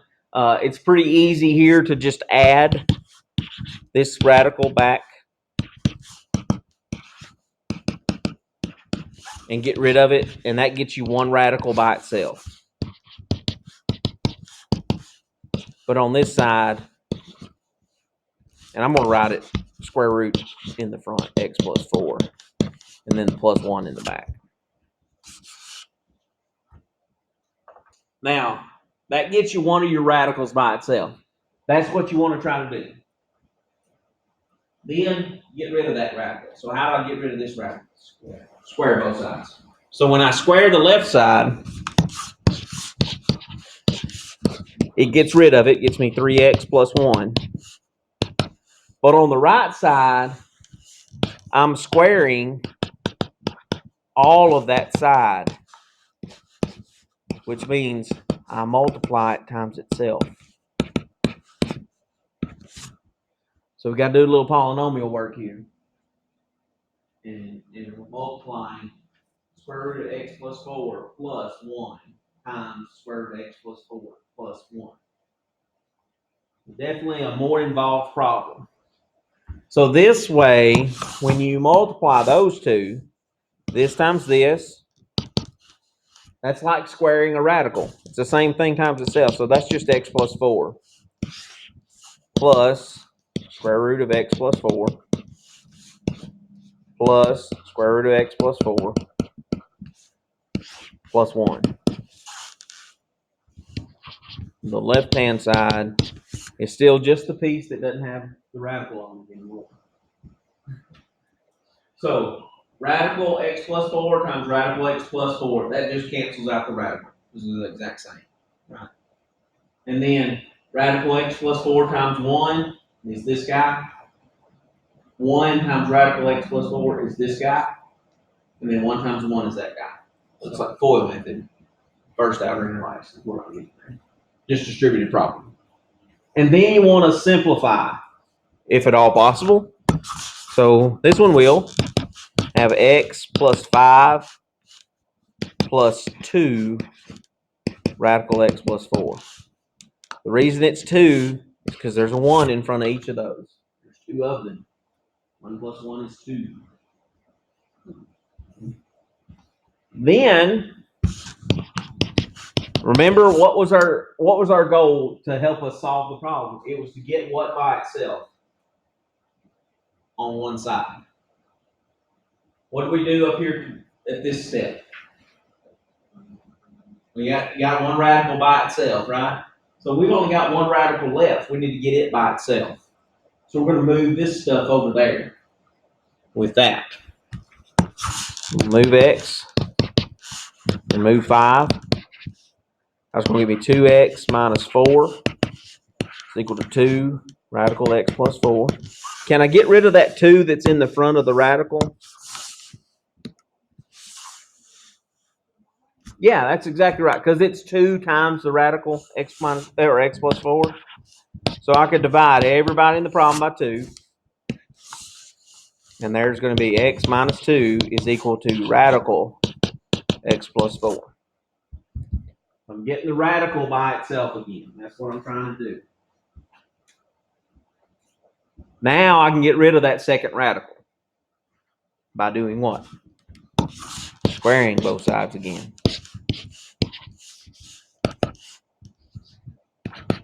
Honestly, guys, these are as tough as they get. Don't get much harder than this. Okay. All right, on the left side, when we square x minus 2, please don't write x squared minus 4. That's not the right answer. Please don't write x squared plus 4. That's not the right answer. It's x squared minus 4x plus 4. Because that is x minus 2 times x minus 2. It's x squared minus 2x minus 2x plus 4. That's how I get there. And one of my favorite professors at Martin posted on Facebook about this error in his calculus class that he's teaching. His future engineers were making this error, and he was upset about it because their bridges would all collapse. They made it too often. So what would this math be used for? Well, it's hard to find an everyday application for this particular type of equation. Um, the idea of solving the equations, though, the logic that it takes there, that's what I guess if you were really scratching for an application of it, you're if you're running a production process and you want to know when the temperature on this machine matches the temperature of something else, and there's an equation that it follows with the data that you gathered over a week's time, and you could set the two equations together. One of them might have a square root in it or something you can solve that way. But I'm going to say most of us aren't going to use this particular level of mathematics in your life. But the thinking process, that's the thing. Don't think math is all about learning math. Math is about learning to logically think through a problem and follow a set of rules to come to a conclusion out of it. Is really what, the whole reason we teach math in the high schools and teach math, to a certain level in college. Factor it. X equals 0. X minus 5 equals 0. So we get x equals 0 and x equals 5. If you go back to the original problem and plug those in, if you plug the 0 in, you end up with the square root of 1 minus the square root of 4. So 1 minus 4, or 1 minus 2 would be negative 1. That doesn't equal positive 1, so that gets thrown out. And then 5 actually works. So you're going back and checking those in the original problem. Go back to the original, just plug in, make sure it equals the same thing to get there. Yeah. Now let's look at some. These have all had radicals in them. Let's look at the ones that have rational exponents in them and see how we can work with those. I like the rational exponent problems. They're easier. I actually usually turn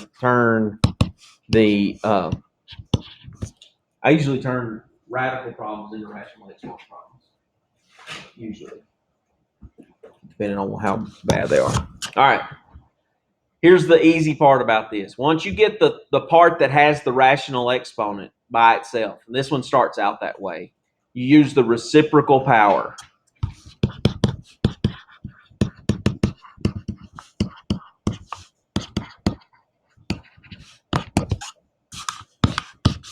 The reciprocal of 3 over 2 is what? 2 over 3. So if I use that exponent on one side, I got to use it on the other side. The left side, whatever's got that power, it goes away because these cancel each other out. And then I just need to simplify 216 to the 2/3 power. So 216 to 108. We've done 216 already today.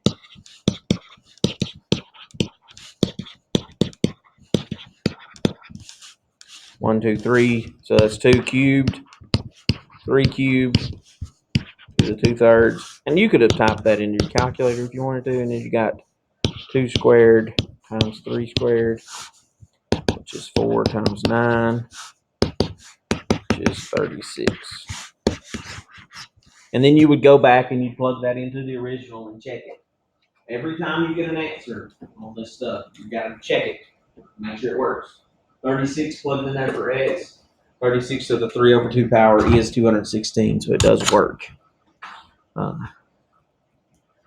right, let's look at this one. X plus 7 to the 2/5 is equal to 4.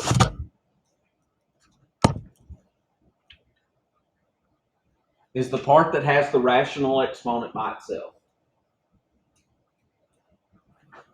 What part has the rational exponent? The whole x plus 7 has, yeah. So it is by itself. So I can use the reciprocal power. What's the reciprocal of 2/5? 5/2. Here's a little thing we have to remember. If the denominator of the reciprocal power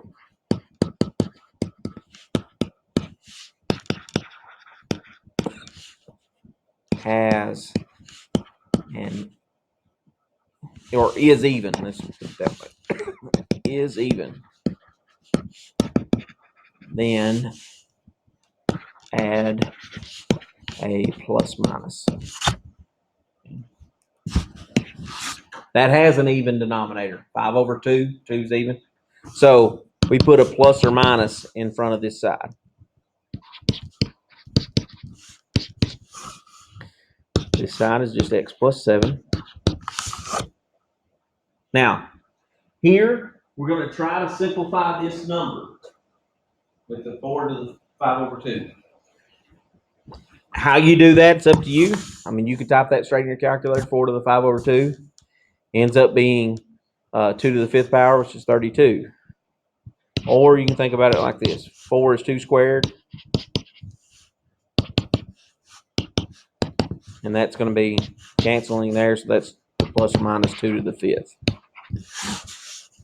which is plus or minus 32.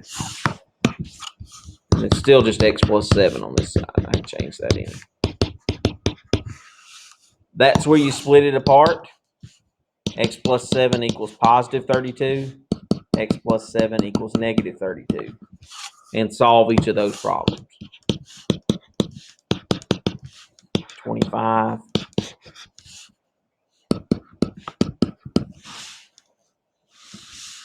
And negative 39. Plug each of those back into the original and make sure they work. These both work. I'm just telling you that I've checked them, they work. Okay, but you should check them when you work your problems on the Canvas quiz or whatever. Okay, so plug them. Reciprocal power.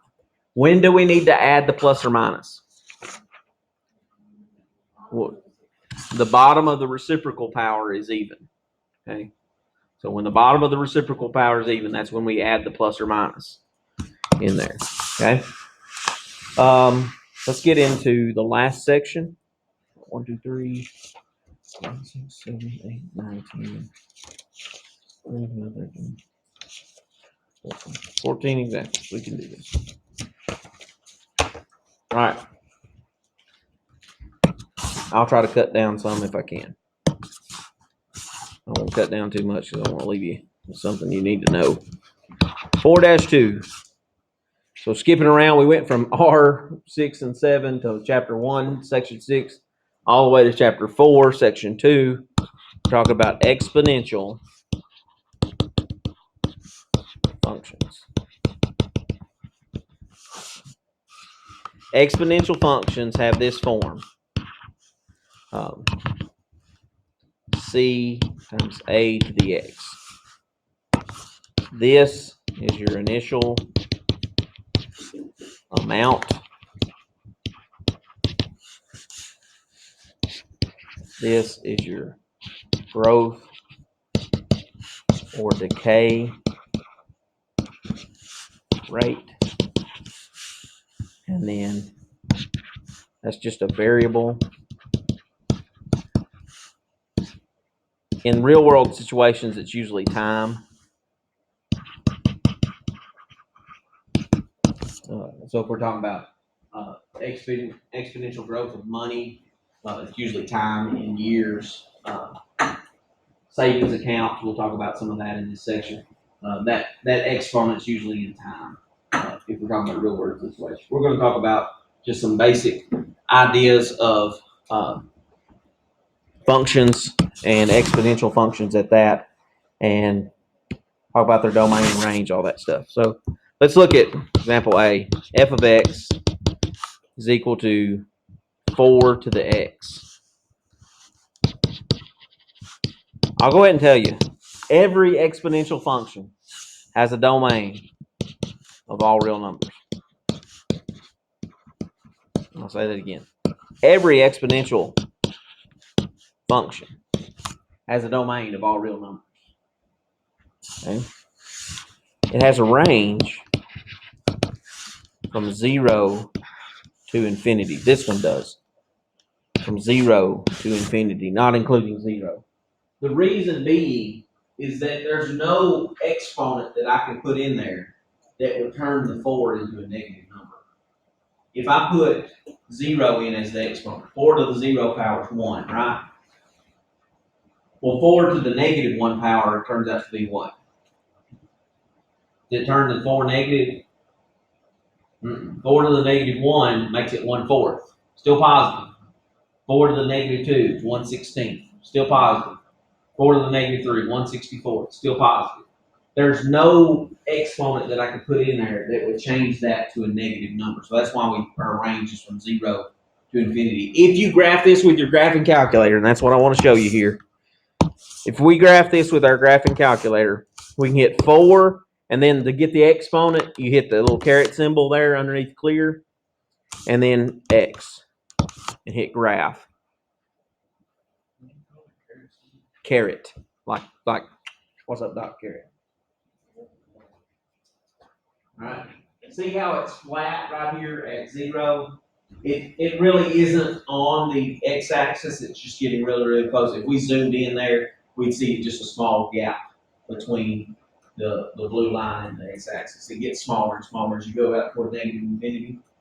The range here, y values in range, it starts here and goes up. That way, we can tell that that's exponential growth because it's going up. Exponential decay is going to go down. Okay, and we'll look at an example of that.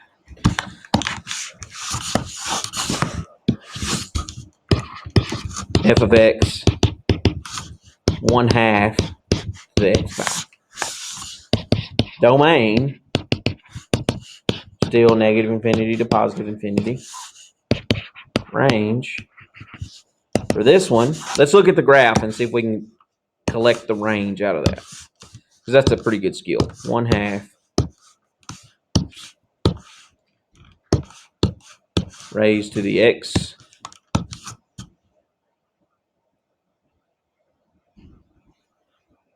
So here, reading it left to right, it's falling, right? So that's the decay part. And then here we're flattening out again at the y = 0 line. And the range would be from 0 to still to positive infinity, even though it's decay. Because it's never going to get below 0. It's never going to turn negative. I don't know. Have y'all ever heard of carbon dating? Like it's not like where you date somebody that's called carbon, but if you date the age of an artifact by how many carbon atoms it still has, and that's an exponential decaying process that has, when the dinosaur dies, it gives off the most carbon right after it dies. And then over time, it gives off less and less carbon. And based on some things data that they've gathered over the years, they're able to decide how old something is. Extremely off topic, but have you seen they're like super close to finding the magnet? Oh, really? Yeah. So they found like a nearly perfectly preserved magnet. Wow. Why would you need a magnet? Hairy elephants, man. Why would you need it? The elephants we have now have hair on them. They're mammals. Well, either way, exponential decay. So what's going on there? Okay. Obligated to show you one of these. Negative, and then 3 to the x. Look at the graph. See what it does. You got a graphing calculator. You paid a lot of money for it. Let's use it. Yeah. What's the domain, though? Still all real numbers. The range, however, 0 to negative infinity. Or negative infinity to 0, technically. Precise here.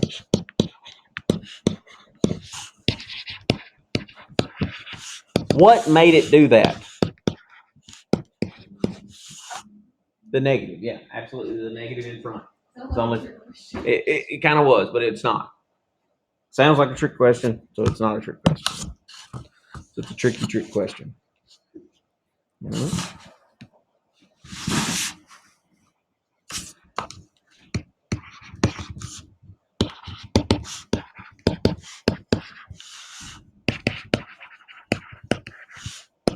So y equals 3 to the x and then a minus 2.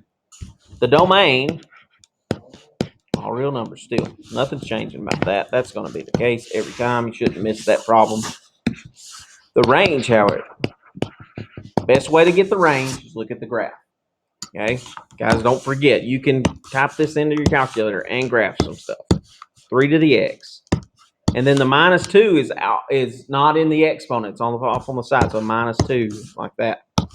And when you look at that, what it's done is taken that 3 to the x graph and scooted it down 2 units. Translated it down. It's a vertical shift down 2 units. So the range starts where? Negative. At -2, it goes to positive infinity there. So that's what you've got to look for with these graphs.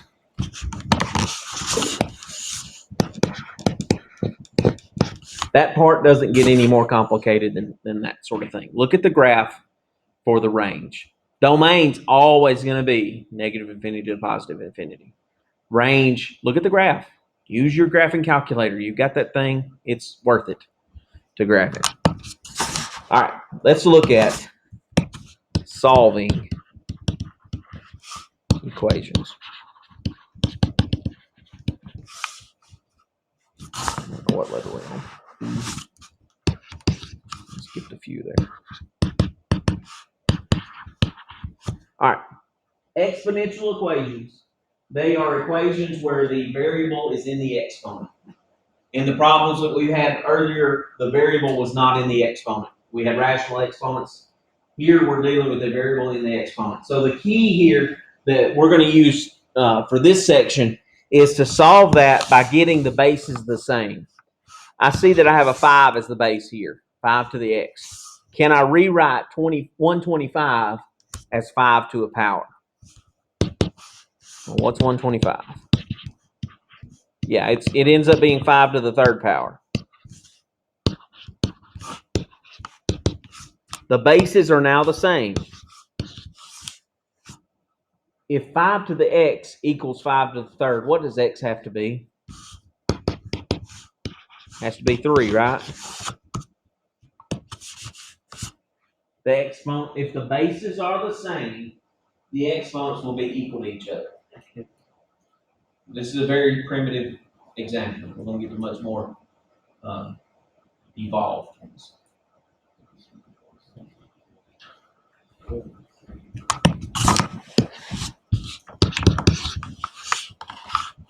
Let's do another one that's fairly simple. Get the idea in our head. 3 to the x is equal to 27. 27 can be written as 3 to the third. So that means x equals 3 in that problem.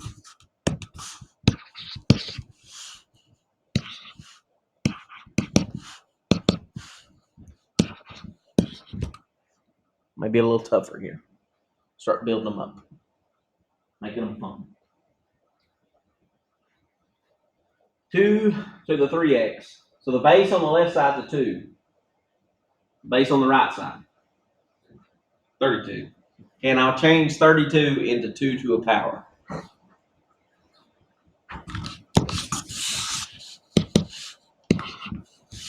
What is it? Not sure. Break it down. 1, 2, 3, 4, 5. Now, we got an equation to solve. Because what should be equal here? Those exponents. The bases are the same. Then on each side, the exponents should be equal to each other. 3x equals 5. Divide by 3. Get a fraction as an answer, and that's quite okay. 5 over 3.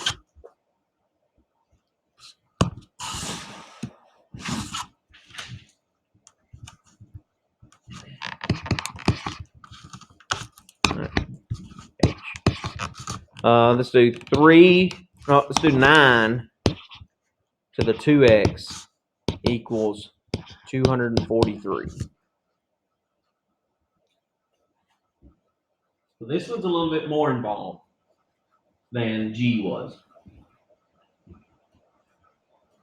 Because when I look at that, I see a 9. So if I try to make 243 something with a 9, 9 goes into 243. Well, that's twice with a 6 left over, so that's 7. 9 times 27. 27 breaks down into 9 times 3, and 9s break down into 3s. So 243 is actually 3 to the 1, 2, 3, 4, 5, 3 to the 5th. So the base that I'm going for is not a 9. The base that I need to go for is a 3. So what does 9 turn into? 3 squared.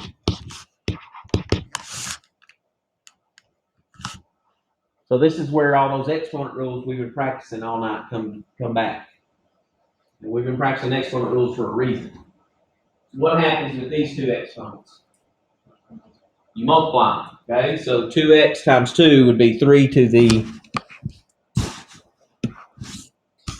3 to the 4x equals 3 to the 5th. Now the bases are the same, so what should be equal to each other? 4x equals 5. X would be 5 over 4.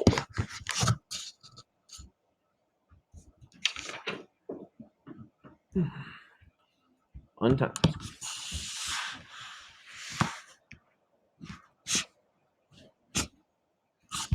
Example I. 3 to the x plus 1 equals 9 to the x. This one's a little more obvious about what base you're trying to go for.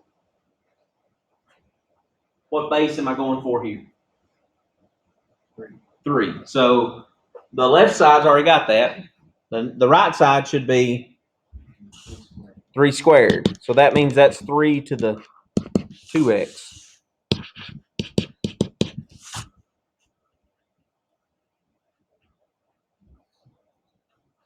So what do we set equal to each other? X plus 1 equals 2x. Subtract x. 1 is equal to x. X is equal to 1.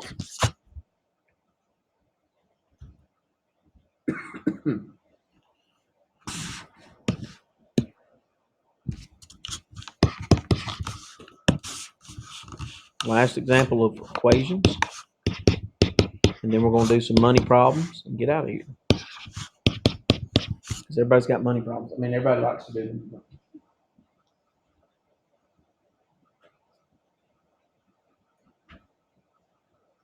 So we have 4 to the x plus 5 is equal to 8 to the x minus 1. So we want to think exponentially here.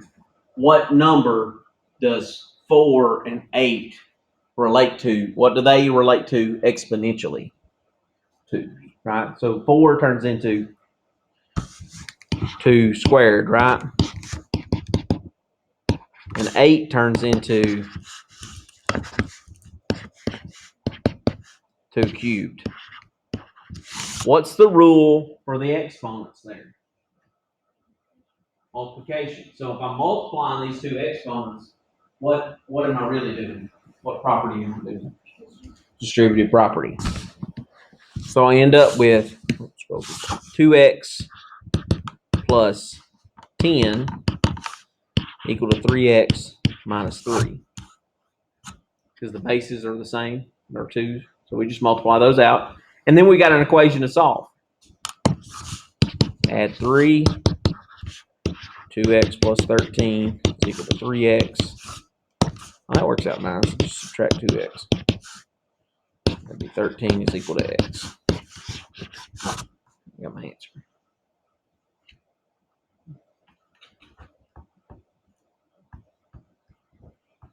Not terrible. We've done a lot of practice with exponents tonight. So that, there's these are not the most difficult things we've done tonight, honestly. All right, so let's look at some financial problems and get out of here. So compound interest.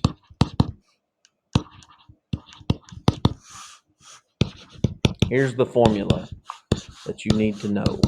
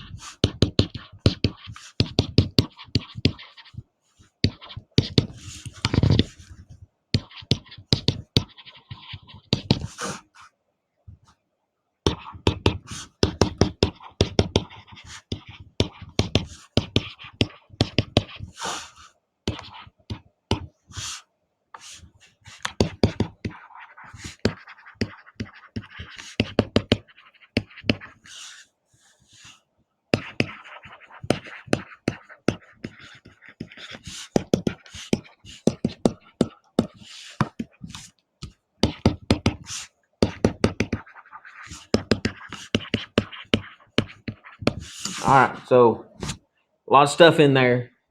The A that it's equal to, that's your account worth. That's what the account is worth after this happens. P is your principal investment. That's how much you put in to begin with. R is your interest rate, so 3.5% interest, or like right now, 1/2 or 1/10% of interest on the savings account. Makes sense. And N is how many times it compounds per year. So different accounts and different types of accounts compound differently. A basic savings account at most banks, local banks anyway, compounds quarterly, which is 4 times a year. So N would be 4. There are some accounts that compound monthly, which would be 12 times a year, or semi-annually would be twice a year. Different accounts do different things, and depending on what kind of investment you're dealing with here. If you're dealing with like a cash spot, a CD, or maybe you're dealing with some sort of annuity fund or something like that, the interest compounds differently based on that. T is always time in years. So if they tell you 6 months, your T is going to be 1/2.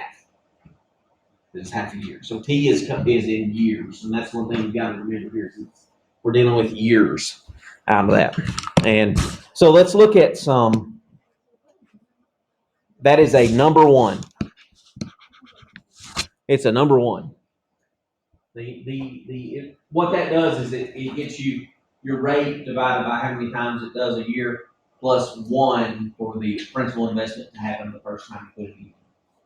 That's what gets the ball rolling, I guess, is the way that works. I guess the best way to explain it.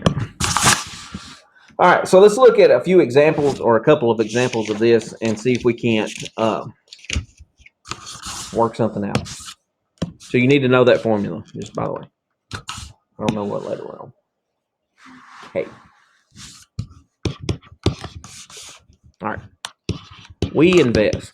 So we, as in our class, took up a collection. We passed the offer plate, and we got $2,500. We wouldn't say who put in the most and who put in the least. We won't say. It is. It's like a church. You should know. You don't need to know who put in the most.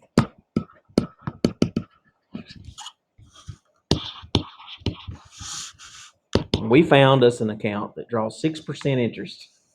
I don't know where we found that thing at. I wish I did, but it draws 6% interest.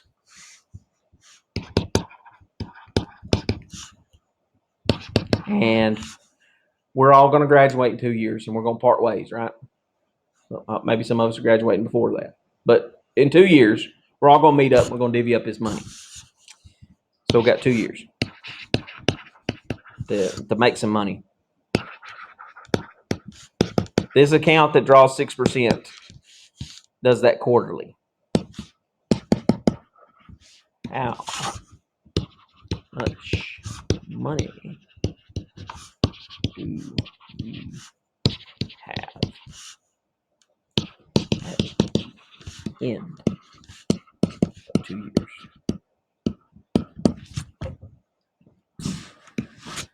Basic problem here.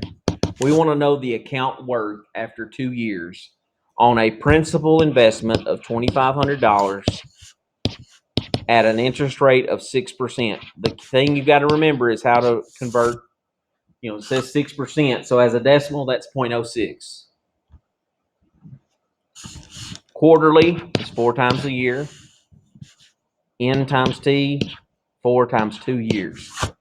All we've got to do is just crank that number out. Nothing to it other than that. Okay. Our account worth. And I'm just going to do it with the calculator. I'm going to waste time trying to do that by hand. 2,500 parentheses 1 plus 0.06 divided by 4, close the parentheses, raised to the 4 times 2. Just straight out type it in. Hit enter. Hey, we made $316.23. And we didn't lift a finger.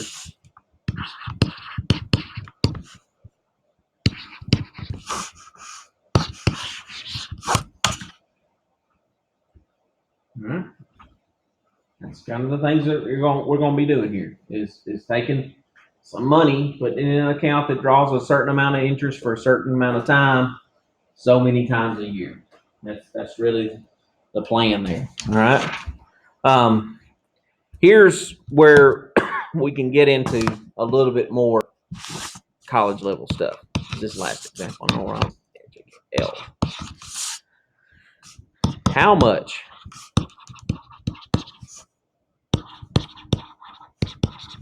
should we invest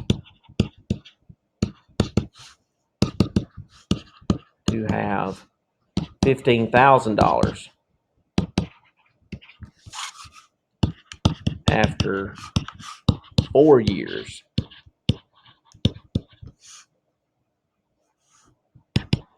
in an account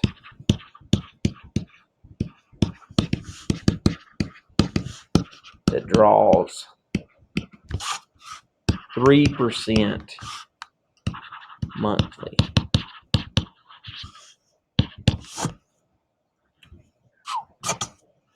$3% is not much, but it's a lot more than what they're paying out right now for a regular savings account. I'm gonna say this is probably a CD or something like that. CDs, you throw your money in there, that you have to leave it there for a certain amount of time, and it draws a higher percentage of interest. Savings account, you put your money in there and you can get it anytime you want to with the basic savings account. But CDs go up. Okay, yes sir. All right, so let's start with the equation.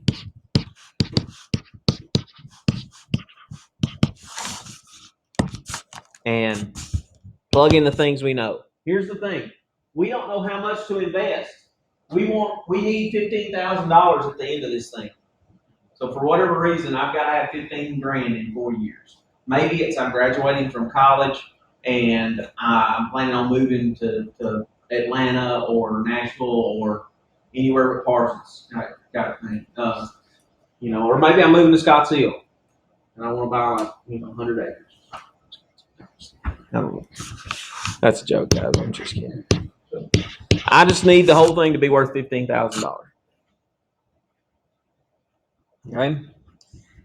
I don't know how much I'm investing, but I do know the rate that I'm investing at. So let's say I've got a rich uncle who died, and I'm trying to decide what to do with some money.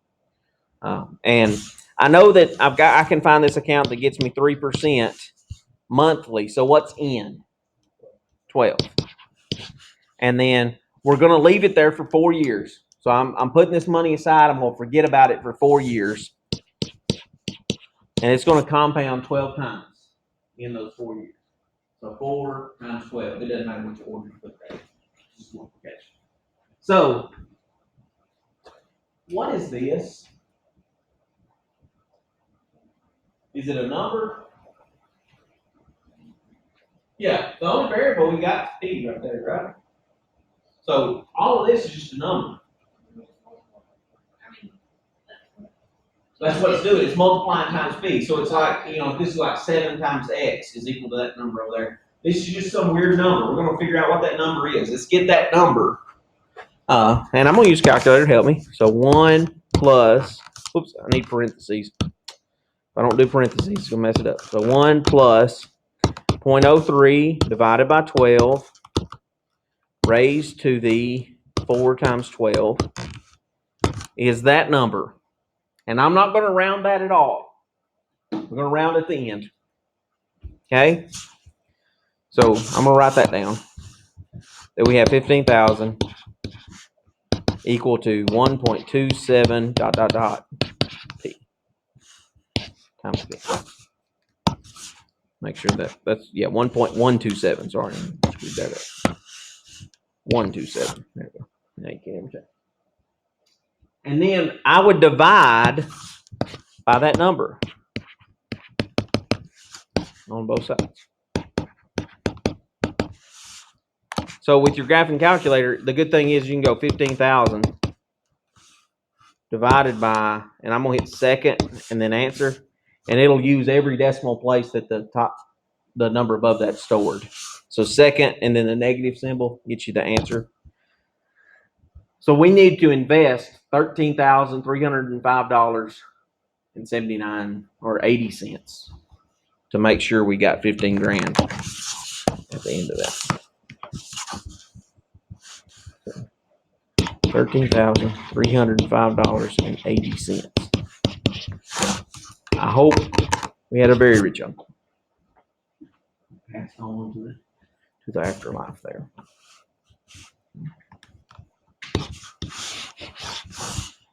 Now,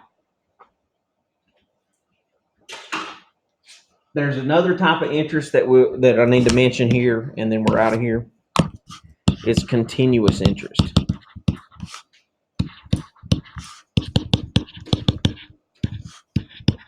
Continuous interest is this formula. Again, that's account worth.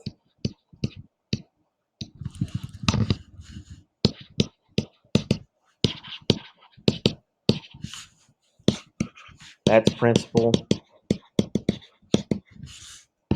That's the rate.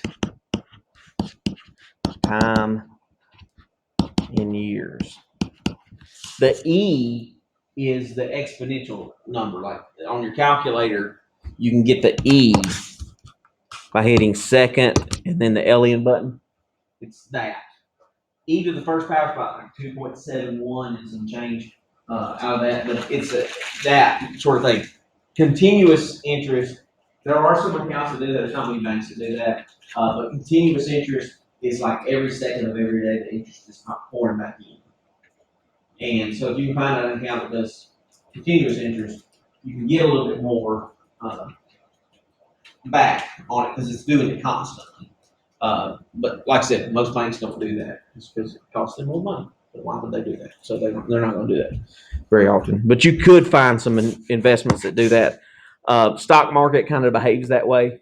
For like if you've got a guaranteed account in the stock market, it might do that. So continuous interest is that you can plug in the stuff.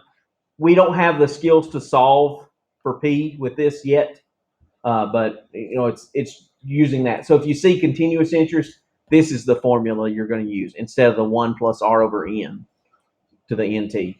It's principal times E to the RT out of that. So that's what the continuous interest. It'll say continuous interest or interest compounded continually is how it'll word the problem. So you'll know to use that formula. If it says interest compounded monthly or whatever, you're using the other formula. So you're going to know which formula to use. All right, so practice problems on page 56, numbers 39 through 72.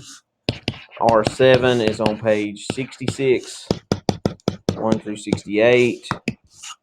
1.6 is on page 135, 35 through 76, 4.2, page 409, 1 through 100.